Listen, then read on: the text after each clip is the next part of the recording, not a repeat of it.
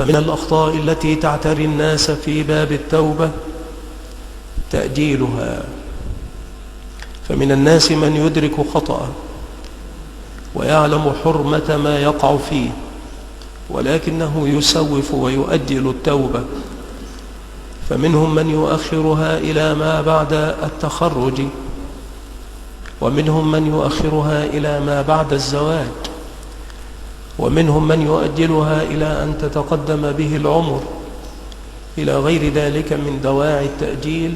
فما يزال يسوف التوبة ويؤجلها حتى لربما أتاه قدره غير تائب. نسأل الله أن يحسن ختامنا أجمعين.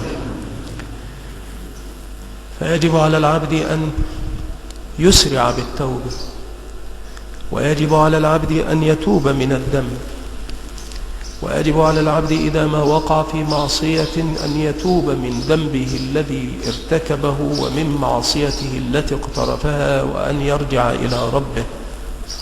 لا يسعه إلا ذلك، وغير المعصوم لا ينفك من ذنب.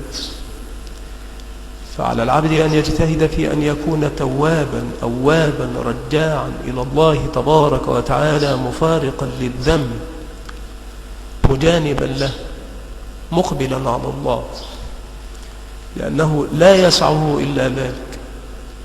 ناصيته بيد ربه، والله عز وجل عليه قادر، والله رب العالمين هو مالك القوى والقدر.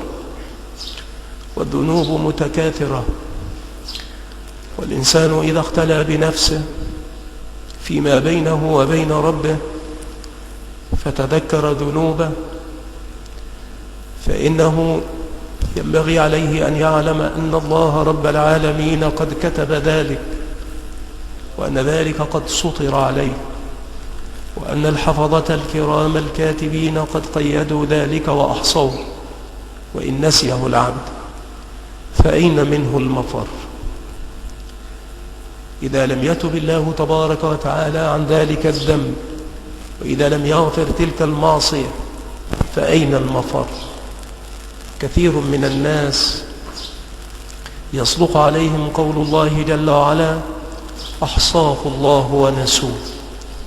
فكثير من الناس ينسى ذنبه وقد أحصاه الله تبارك وتعالى عليه، وسيأخذ كتابه إما بيمينه من أمام، وإما بشماله من وراء ظهره، وكل صغير وكبير مستطر، وكل ما أتى به من أمر قد كتب، وكل ما وقع منه قد حرر، ولم يظلمه العباد الحفظة، وإنما كتبوا ما أتى به من فعل وما تلفظ به من قول.